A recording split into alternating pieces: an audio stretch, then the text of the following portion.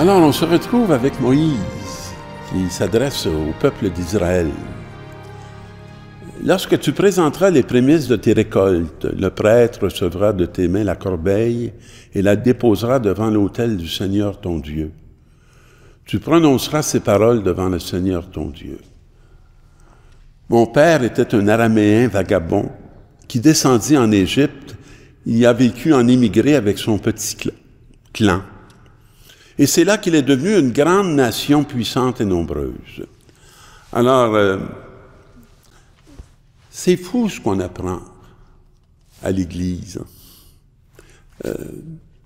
J'ai commencé très jeune à fréquenter l'Église. J'avais 2 jours. Et ça s'est enchaîné tout au long de ma vie. Et ce que je vois dans cette parole, c'est que le prêtre, Moïse, qui reçoit la corbeille, va la déposer devant l'autel du Seigneur. Puis, souvent, on est très impressionné par ce qu'on apporte, par l'offrande qu'on fait. Et là, il va vouloir donner une leçon. Puis, ça nous vaut une parole que j'aime beaucoup, parce que j'ai toujours aimé cette expression. « Mon père était un Araméen vagabond qui descendit en Égypte. » Alors, on ne se prend pas pour un autre. Et qui était esclave. Et il a vécu en émigré avec son petit clan. Puis ça peut résonner assez fort dans un monde comme le nôtre, parce que probablement que dans ma paroisse, il y a autant d'immigrés que de pas immigrés. Sinon, il y en a peut-être plus. Et les Égyptiens nous ont maltraités. Et réduits à la pauvreté. Alors, ça ressemble pas mal à toutes les actions politiques qui se font actuellement. Ils nous ont imposé un dur esclavage. Vous savez, pour moi, là, c'est pas juste du passé, c'est une réalité qui est bien ancrée. Nous avons crié vers le Seigneur, le Dieu de nos pères, il a entendu notre voix. Il a vu que nous étions pauvres, malheureux et opprimés, et il nous a fait sortir d'Égypte pour la force de sa main et la vigueur de son bras. Alors, pourquoi qu'il nous ramène tout ça? C'est parce que c'est là que le peuple a trouvé sa foi, dans le Seigneur. Ça n'a pas été dans l'ailleurs, ça a été en lui. Et c'est ce qu'on apprend en vivant, je dirais, dans la réalité de l'Église, à être moins impressionné de ce qu'on apporte que de ce que l'on a reçu. Et que c'est une disposition du cœur très fondamentale pour être, je dirais, à l'écoute, dans la reconnaissance, et aussi de pouvoir entrer dans la joie. Sinon, nous sommes toujours en manque, comme si on n'avait rien reçu, qu'on nous avait rien donné, et qu'on était toujours de pauvres vagabonds. Dans la deuxième lecture, c'est de l'Épître aux Romains, et là, c'est la profession de foi en Jésus. Frères, nous lisons dans l'Écriture, la parole est près de toi. Elle est dans ta bouche et dans ton cœur. Cette parole, c'est le message de la foi que nous avons proclamé. Donc, si tu affirmes de ta bouche que Jésus est Seigneur, et si tu crois dans ton cœur que Dieu l'a ressuscité d'entre les morts, alors tu seras sauvé. Et celui qui croit du fond de son cœur devient juste, et celui qui a du jugement,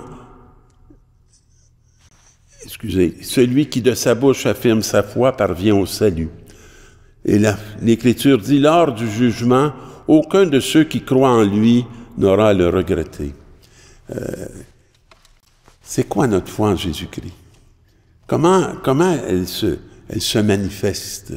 Est-ce qu'elle se manifeste dans des connaissances ou elle se manifeste dans une façon d'être, d'exister, de vivre? Ainsi, entre les Juifs et les païens, il n'y a pas de différence. Tous ont le même Seigneur, généreux pour tous ceux qui l'invoquent. Et on sait que le peuple juif aura bien voulu garder cette prémisse pour lui cette situation, je dirais, très unique, mais en Jésus-Christ, cette réalité qui avait été révélée par ce peuple, qui est toujours le peuple élu, ben, est devenue une appartenance pour tous. Parce que le cœur de Dieu, il est rempli d'un amour pour toute cette humanité qu'il nous a confiée aujourd'hui. Et cette profession de foi en Jésus, c'est une confiance qui nous mène à bon port, qui nous mène à retrouver celui qui, dès les commencements, avait prévu que nous serions dans son éternité. Et là, on arrive avec un texte qui nous ouvre, qui nous entre en carême. Après son baptême, Jésus, rempli de l'Esprit Saint, quitte le bord du Jourdain, et il fut conduit par l'Esprit à travers le désert, où pendant 40 jours, il fut mis à l'épreuve par le démon. Je ne sais pas si ça vous a frappé, mais moi, ça m'a toujours frappé, qu'après son baptême, rempli de l'Esprit Saint, il est conduit au désert pour être tenté par le démon. Moi, j'ai le goût de vous dire, c'est tellement la réalité de la vie. Il n'arrête pas longtemps de nous tenter, le démon. Il ne prend jamais de vacances.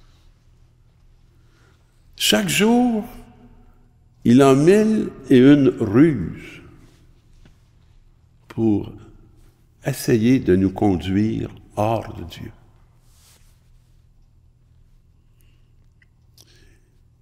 Il ne mangea rien durant ces jours-là. Et quand ce temps fut écoulé, il eut faim. Ça nous arrive, nous aussi, de ne pas avoir faim, de ne pas avoir le désir de manger. Et de se retrouver dans une fragilité. Jésus, il se distance de la nourriture pour être bien nourri par la présence de son Père. Et il ne laisse pas son estomac le sortir de ce désir. Mais il veut l'approfondir. Et tant qu'il eut faim, le démon prit la parole. Si tu es le Fils de Dieu, ordonne à cette pierre de devenir du pain. Que ton désir de manger devienne le centre de ton existence. Prouve-nous que tu es Fils de Dieu, que tu as le pouvoir de choisir la matière plutôt que ton Père, que ton Dieu. C'est une parole qui va revenir dans un texte de la Passion. Si tu es Fils de Dieu, descends de la croix. Si tu es intelligent, révolte-toi.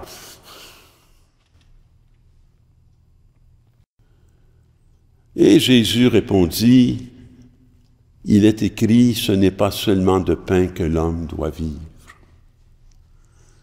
Il est appelé à une autre nourriture, quelque chose qui l'amène dans un ailleurs. Alors le démon l'amena plus haut et lui fit voir d'un seul regard tous les royaumes de la terre. Conquérir le monde. Il lui dit, « Je te donnerai tout ce pouvoir et la gloire de ces royaumes, car cela m'appartient et je le donne à qui je veux. » C'est un beau mensonge. puis, vous savez, il n'a pas dit juste à Jésus, il nous le dit à nous-mêmes. Et on entre dans des courses. Combien d'hommes vont dire, après avoir une vie très réussie sur le plan professionnel, dire « j'ai un regret, j'ai été absent de ma famille ».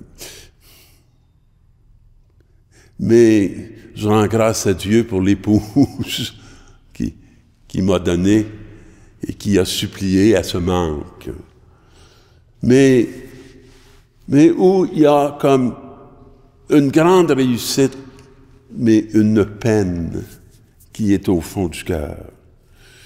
Jésus lui répondit, « Tu ne te prosterneras devant le Seigneur ton Dieu, et c'est lui seul que tu adoreras. » Et on apprenait ça jeune dans mon temps, quand je me souviens comme enfant, on nous disait, « Il y a juste Dieu qu'on peut adorer, on ne peut pas adorer un autre humain. » Puis on nous disait ça, là, puis on n'était même pas entré à l'école encore. Mais nos familles étaient une école, hein, une école de foi. Puis le démon le conduisit à Jérusalem. Il se le plaçait au sommet du temple. Alors, t'es pas ordonné, puis tu rêves d'être cardinal. Hein, pour avoir une élévation, une hauteur. Alors, si tu es le Fils de Dieu, jette-toi en bas, car il est écrit, il donnera pour toi à ses anges l'ordre de te garder. Et encore, ils te porteront sur leurs mains de peur que ton pied ne heurte une pierre.